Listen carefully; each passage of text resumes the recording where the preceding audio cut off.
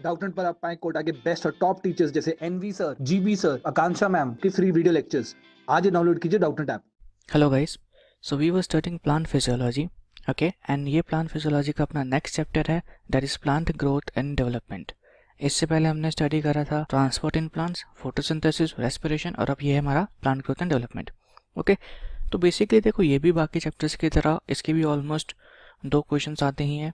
ठीक है, अब 2 क्वेश्चंस मतलब कि सिंपली 8 मार्क्स, तो कहीं ना कहीं इंपॉर्टेंट चैप्टर ही है। ठीक है, अब बात आती है कि इसमें हम स्टडी क्या करेंगे।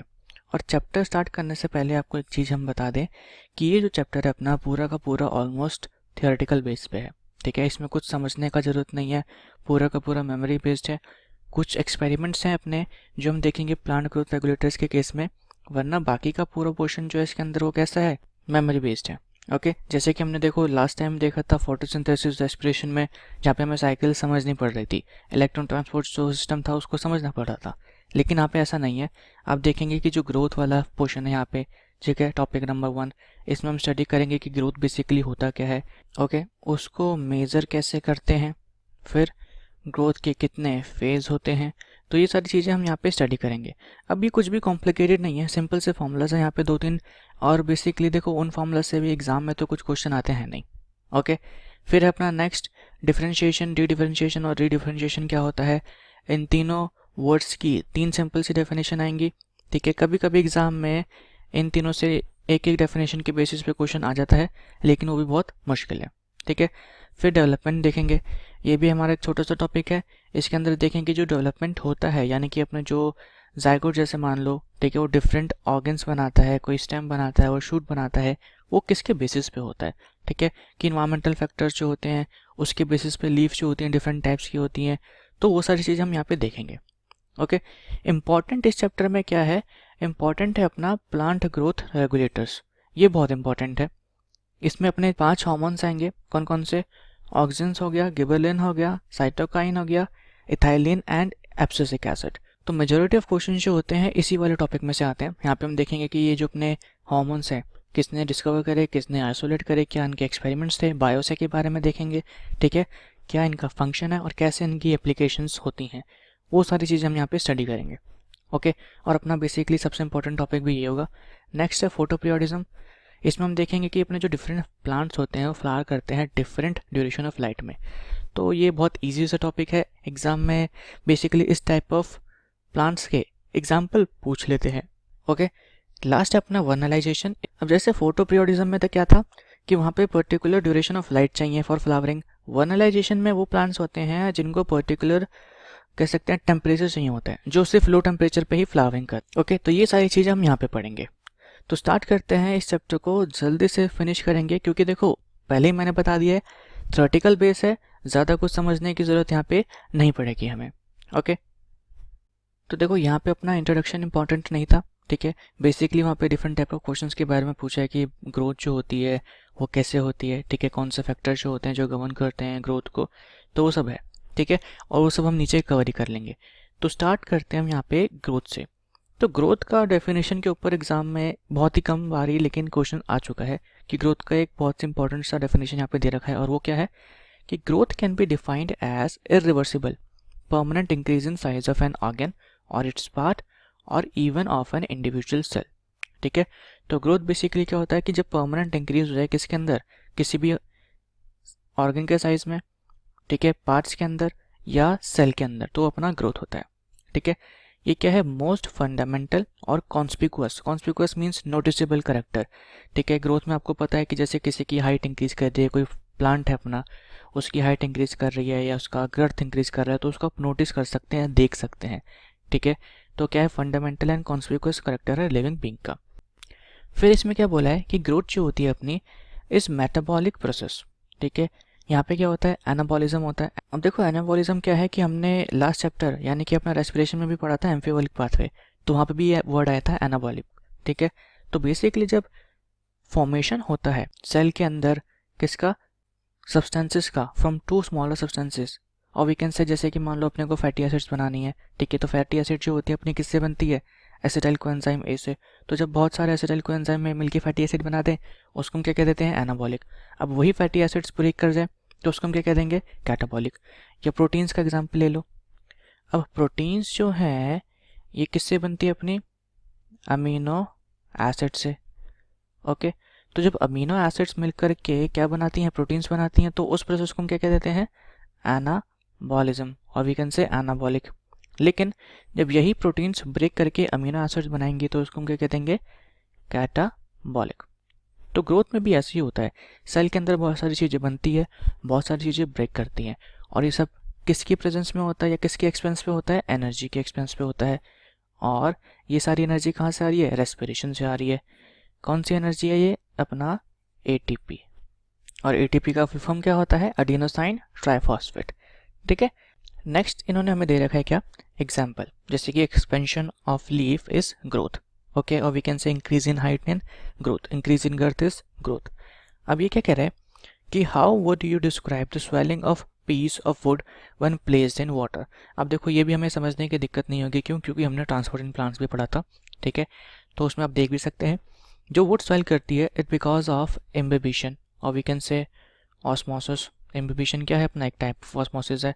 ठीक है, इम्बिबिशन के अंदर क्या होता है, अपना जो वाटर है वो डिफ्यूज़ करता है फ्रॉम लिक्विड टू सॉलिड। तो बेसिकली इस वुड के अंदर वाटर का अमाउंट कम होता है, इसलिए अपना जो वाटर होता है वो डिफ्यूज़ कर जाता है और अल्टीमेटली स्पेस को ऑक्यूपाई कर लेता है और स्वेलअप कर जाता है। ठीक है, वुड उसकी वजह से स्वेलअप कर जाता है।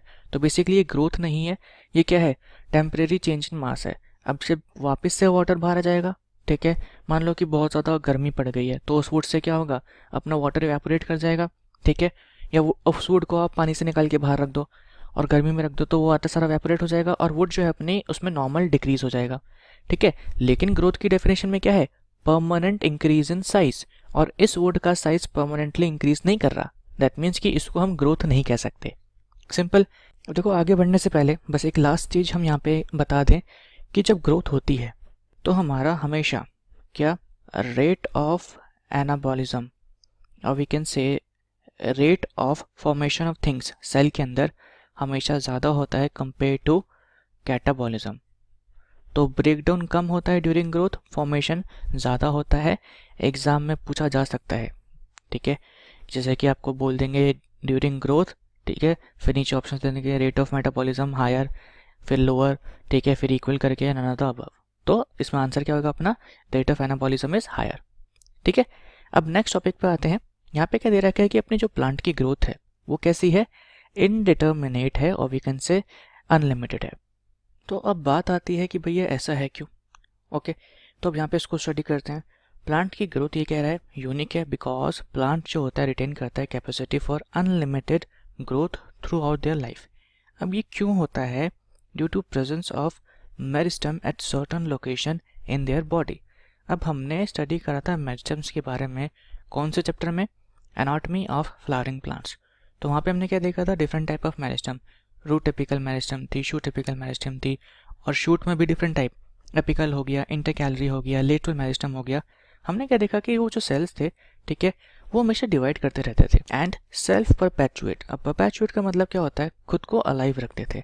अब देखो उनकी थोड़ी अगर प्रॉपर्टी याद करें तो ऐसा क्यों करते थे, क्योंकि उनके अंदर हमें क्या देखने को मिलता था, बहुत सारा साइटोप्लाज्म। ठीक है, साइटोप्लाज्म उनका काफ़ी एक्टिव था, न्यूक्लियस उनका बिग था, और उनकी सेल वॉल जो थी बहुत ज़्यादा थिन थी। तो यहाँ पे हम लिख सकते हैं जो अपने मेरिस्टेमेटिक सेल्स होते हैं या टिश्यूज जो होते हैं, यहाँ पे लिख देते हैं इनकी जो सेल वॉल होती है बहुत थिन होती है। ठीक है, साइटोप्लाज्म काफ़ी यहाँ पे एक्टिव होता है, डीएनए हो गया और आरएनए हो गया एंड प्रोटीन्स, ये सब आपको बहुत ज़्यादा अमाउंट में देखने को मिलेगी। और इनके अंदर मोर ओवर जो अपना वैक्यूल होता है वो भी बहुत ज़्यादा स्मॉल होगा या एब्सेंट होगा। तो ये सारी जो प्रॉपर्टीज़ हैं इनको ये एक्टिवली डिवाइडिंग बनाती हैं। ठीक है, अब आगे क्या कह रहा है, the product however soon loses the capacity to divide and such cells make a plant body. Okay, यानी कि अब इसके डिवाइड होने के बाद जो हमें सेल्स मिलते हैं वो क्या करते हैं, अपने डिवाइड करने की कैपेसिटी लूज कर देते हैं और वो बनाते हैं प्लांट बॉडी। और ऐसे सेल्स को, और वी कैन से ऐसे टिश्यूज़ को हम क्या कहते हैं, परमानेंट टिश्यू। तो अगर आपको ये चैप्टर थोड़ा अच्छे से समझना है तो इस वाले पोर्शन के लिए सिर्फ आप बेसिक पढ़ लीजिए अपना एनाटॉमी का। ठीक है, सिर्फ बेसिक ही है, ज़्यादा कुछ नहीं है। तो अब परमानेंट टिश्यूज़ अपने क्या बनाते हैं, प्लांट बॉडी बनाते हैं। अब परमानेंट टिश्यूज़ कौन कौन से होते हैं, देखो हम इसको यहाँ पे मेंशन कर देते हैं, ये इरेज कर देते हैं हम, ठीक है। सबसे पहले अपना पेरेंट काइमा हो गया, और फिर अपना कॉलन काइमा हो गया यहाँ पे, फिर स्क्लेरन काइमा हो गया, और फिर अपने दो अलग से जो कॉम्प्लेक्स परमानेंट टिश्यूज होते हैं, जाइलम एंड फ्लोएम। तो ये बनाते हैं पूरी प्लांट बॉडी। मेरिस्टेमेटिक सेल्स तो होते हैं, लेकिन मेरिस्टेमेटिक सेल्स के अलावा प्रेजेंट होते हैं ये सारे सेल्स, और ये बनाते हैं प्लांट बॉडी। अब आगे एक इम्पॉर्टेंट डेफिनेशन है, यहाँ पे क्या कह रखा है, दिस फॉर्म ऑफ ग्रोथ, जहाँ पे क्या है, new cells are always being added to plant body by activity of meristem. इसको हम क्या कहते हैं, इसको हम कहते हैं ओपन फॉर्म ऑफ ग्रोथ। तो आपको ये डेफिनेशन याद रखना है बस कि भैया ओपन फॉर्म ऑफ ग्रोथ क्या होता है। तो यहाँ पे हमेशा नए सेल्स ऐड होते हैं प्लांट बॉडी के अंदर by the activity of meristem. Simple, कुछ भी कॉम्प्लिकेटेड नहीं है, ठीक है। आगे मूव करते हैं। आगे भी इन्होंने ये बोल रखा है क्या, what would happen if meristem cease to divide, does this ever happen. तो भाई बिल्कुल होता है। अपना मेरिस्टेम के सेल्स हमने अभी भी ऊपर देखा, ये क्या कर जाते हैं, लूज कर देते हैं अपने कैपेबिलिटी ऑफ डिवाइड, और ये क्या बनाते हैं फिर परमानेंट टिश्यूज, और we can say permanent cells. कौन कौन से सेल्स हैं, ये सारे सेल्स हैं जो क्या बनाते हैं, प्लांट बॉडी बनाते हैं, ठीक है। अभी कह रहा है कि चैप्टर 6 में हमने स्टडी करा है किसके बारे में, रूट एपिकल मेरिस्टेम के बारे में और शूट एपिकल मेरिस्टेम के बारे में। और ये रिस्पॉन्सिबल होते हैं किस चीज़ के लिए, प्राइमरी ग्रोथ ऑफ प्लांट, ठीक है। और बेसिकली प्राइमरी ग्रोथ मतलब क्या होता है, देखो, कंट्रीब्यूट करते हैं to elongation of plant along their axis. यानी कि सिंपल टर्म्स में इन्होंने बहुत कॉम्प्लिकेट करके क्या दिया, सिंपल टर्म्स में ये उसकी लेंथ हो गया, और we can say linear growth करवाते हैं, ओके। कौन, शूट एपिकल और रूट एपिकल मेरिस्टेम। अब आगे क्या कह रहा है कि डाइकोट्स के अंदर, ठीक है, जिम्नोस्पर्म के अंदर लेटरल मेरिस्टेम भी प्रेजेंट होती है, जैसे कि वैस्कुलर कैम्बियम हो गया, कोर कैम्बियम हो गया, जो अपीयर करती है लेटर इन लाइफ। और ये मेरिस्टेम किस लिए रिस्पॉन्सिबल होती हैं, इंक्रीज गर्थ ऑफ ऑर्गन, ठीक है, जहाँ पे ये एक्टिव होती हैं, प्रेजेंट होती हैं। इसको हम क्या कहते हैं, सेकेंडरी ग्रोथ ऑफ प्लांट कहते हैं। देखो ये अपना क्या हो गया, जब एक्सेस में इंक्रीज हो रहा है, प्राइमरी ग्रोथ, ठीक है, यहाँ पे मेंशन भी है, ये हो गया अपना प्राइमरी ग्रोथ। तो आपको बस ये याद रखना है क्या, कि जब लेंथ में इंक्रीज होता है या इंक्रीज होता है अलोंग एक्सेस ऑफ प्लांट, तो अपनी प्राइमरी ग्रोथ होती है, क्योंकि इससे रिलेटेड क्वेश्चन आया है कि प्राइमरी ग्रोथ के लिए कौन कौन सी मेरिस्टेम रिस्पॉन्सिबल है। तो एपिकल होती है, ओके, और इंटर कैलरी होती है, और ये आप उसको स्टडी कर सकते हैं किसके अंदर, एनाटॉमी ऑफ फ्लावरिंग प्लांट, ठीक है। बस एक बार ही उसका ब्रीफ में लेक्चर देख के ये वाला चैप्टर स्टार्ट करना है। और दूसरा अपना सेकेंडरी ग्रोथ। सेकेंडरी ग्रोथ के अंदर क्या होता है, बेसिकली गर्थ इंक्रीज होता है, और ये कौन करवाता है, ये करवाता है लेटरल मेरिस्टेम। अब देखो एपिकल का तो यहाँ पे डायग्राम भी दे रखा है, एपिस पे प्रेजेंट है, ठीक है, वो हो गया अपना शूट एपिकल, और रूट के केस में देखो यहाँ पे प्रेजेंट है वैस्कुलर कैम्बियम, और we can say lateral meristem अपना प्रेजेंट होता है parallel to the axis of organ. जैसे कि ये रूट है अपना, तो ये रूट की एक्सिस हो गई, उसके पैरेलली प्रेजेंट है अपना वैस्कुलर कैम्बियम। और इसके सेल्स जो होते हैं ये बाहर की साइड डिवाइड करते हैं, अंदर की साइड डिवाइड करते हैं, जिसकी वजह से क्या होता है, गर्थ में इंक्रीज होता है, ओके। तो यहाँ पे हम इसको भी मार्क कर देते हैं, this is known as secondary growth of plant. तो ये भी सिंपल सा था। अब हम देखेंगे कि जो ग्रोथ है अपना वो मेजरेबल है। अब मेज़र कैसे कर सकते हैं, उसके डिफरेंट फैक्टर्स हैं, जैसे कि आप मेज़र कर सकते हैं इंक्रीज इन फ्रेश वेट और ड्राई वेट, ठीक है, इंक्रीज इन सेल साइज हो गया, increase in surface area, volume, cell number, length. तो डिफरेंट फैक्टर्स के बेसिस पे ग्रोथ को मेज़र किया जा सकता है, ओके। तो स्टार्ट करते हैं। सबसे पहले यहाँ पे क्या कह रहा है कि जो ग्रोथ होता है अपना एट सेल्यूलर लेवल, ये प्रिंसिपली किसकी वजह से है, consequence of increase in amount of protoplasm, यानी कि प्रोटोप्लाज्म इंक्रीज करता है तो उस वजह से सेल्यूलर लेवल पे ग्रोथ होती है। लेकिन अब आप प्रोटोप्लाज्म को तो मेज़र कर नहीं सकते, ठीक है, क्योंकि थोड़ा मुश्किल हो जाएगा, इसलिए ग्रोथ को हम मेज़र करते हैं वैरायटी ऑफ पैरामीटर्स से। जैसे कि मैंने बताया था, फ्रेश वेट हो गया, ड्राई वेट हो गया, लेंथ, एरिया, वॉल्यूम और सेल नंबर। तो अब आप इस चीज़ को मार्क कर सकते हैं, क्योंकि एग्जाम में पूछा जा सकता है कि ग्रोथ मेजरमेंट के डिफरेंट पैरामीटर्स कौन कौन से होते हैं, ठीक है। अब हो सकता है कि जैसे यहाँ पे भैया दे रखे हैं अपने को 6 पैरामीटर्स, एग्जाम में क्या करे 3 दे दे और नीचे लिख they all of the above, कोई भी 3 दे के, तो आपको क्या सेलेक्ट करना पड़ेगा, ऑल ऑफ द अबव, ठीक है। या दे दे कि कुछ में कह सकते हैं कि 4 दे दे, ठीक है, कुछ में और दे दे, जैसे कि मान लो 4 यहाँ से दे दिया, एक ऑप्शन में चारों के चारों सही हैं, सेकंड में 2 सही हैं, ठीक है। अब पूछे कि कौन से ऑप्शंस में चारों के चारों पैरामीटर्स करेक्ट हैं, तो आपको फर्स्ट सेलेक्ट करना पड़ेगा, ठीक है। तो ऐसे इस बेसिस पे क्वेश्चन आ सकते हैं। अब आगे हमें कुछ एग्जांपल्स दे रखे हैं, जैसे कि one single maize root apical meristem जो अपना, it can give rise to more than 17,500 new cells per hour. तो यहाँ पे आप देखो ग्रोथ को कैसे मेजर करा जा रहा है, सेल्स पर आर के केस में, यानी कि पर आर के पैरामीटर में। लेकिन वाटरमेलन के केस में क्या होता है, जो सेल्स होते हैं वो इंक्रीज कर जाते हैं अप टू 350 टाइम्स पर आर के केस में। तो बेसिकली यहाँ पे कैसे मेजर कर रहे हैं, सेल साइज के बेसिस पे, ठीक है। तो यहाँ पे मेजर हो रहा है किस बेसिस पे, सेल का साइज के बेसिस पे, कि सेल का साइज पहले मान लो अगर 1 था, ठीक है, 1 यूनिट था, तो अब उसमें कितने का इंक्रीज हो गया, 3,50,000 यूनिट्स का। तो यहाँ पे 2 डिफरेंट पैरामीटर्स हमें दिख रहे हैं। और आगे भी इन्होंने ये लिख रखा है, देखो फॉर्मर मीन्स की ये वाले केस में ग्रोथ जो होती है वो सेल नंबर के बेसिस पे इंक्रीज कर रही है, लेकिन नेक्स्ट वाले केस में इसको इंक्रीज किया गया है किसके बेसिस पे, साइज ऑफ सेल के बेसिस पे, ठीक है। अब देखो अदर पैरामीटर्स के बारे में भी यहाँ पे डिस्कस करा गया है, जैसे कि लेंथ किसकी मेजर करी जाती है, पोलन ट्यूब की। आपको पता है जब स्टिग्मा की सर्फेस पे पोलन अपना लैंड करता है तो पोलन ट्यूब फॉर्म करता है। अब वो पोलन ट्यूब जाता है कहाँ तक, ओवरी तक, ठीक है। तो उसकी ग्रोथ मेजर करी जाती है किस बेसिस पे, लेंथ के बेसिस पे। लेकिन वही बात करें अगर हम किसी लीफ की, अब इन्होंने लिख रखा है डॉर्सी वेंट्रल लीफ, अगर आप मोनोकॉट लीफ भी लें तो कोई दिक्कत नहीं है। लीफ का बेसिकली जो ग्रोथ है वो किस बेसिस पे किया जाता है, सरफेस एरिया के बेसिस पे, ओके। तो अब यहाँ पे अपने 2 अलग पैरामीटर्स आ गए, एक सरफेस एरिया और एक लेंथ। तो ऐसे डिफरेंट पैरामीटर्स को यूज़ करके हम ग्रोथ को मेज़र कर सकते हैं या ग्रोथ को मेज़र किया जाता है, ओके। तो आपको कुछ याद नहीं रखना, बस ये पैरामीटर्स याद रखना है, दैट्स इट। नीचे आते हैं अब हम फेज ऑफ ग्रोथ पे। तो इसको आप समझ सकते हैं किसकी हेल्प से बेटर, जो हमने देखो रूट वाला पोर्शन पढ़ा था रूट एपेक्स में, कि जो अपने 3 रीजन्स होते हैं, रीजन ऑफ सेल डिवीजन, ठीक है, और we can say meristematic region, फिर था अपना इलोंगेशन और फिर था अपना मैचुरेशन। तो उसको हम उसकी हेल्प से समझेंगे, बहुत ही ईजी होगा समझना इस टॉपिक को, ओके। तो यहाँ पे देखो 3 अपने जो फेजेज है उनका नाम लिख रखा है, मेरिस्टेमेटिक हो गया, इलोंगेशन हो गया, मैचुरेशन हो गया। तो एक बार इस पैराग्राफ को रीड करने से पहले हम उसको डायग्राम की हेल्प से समझते हैं। यहाँ पे अपना रूट एपेक्स का डायग्राम है, ओके। तो रूट कैप को तो हटा दो, अभी इसकी ज़रूरत नहीं है।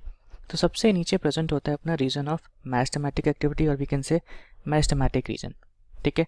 अब यहाँ पे क्या होता है, अगर बात करें हम इन सेल्स की, तो सेल्स के पास प्रेजेंट होता है डेंस साइटोप्लाज्म, ओके।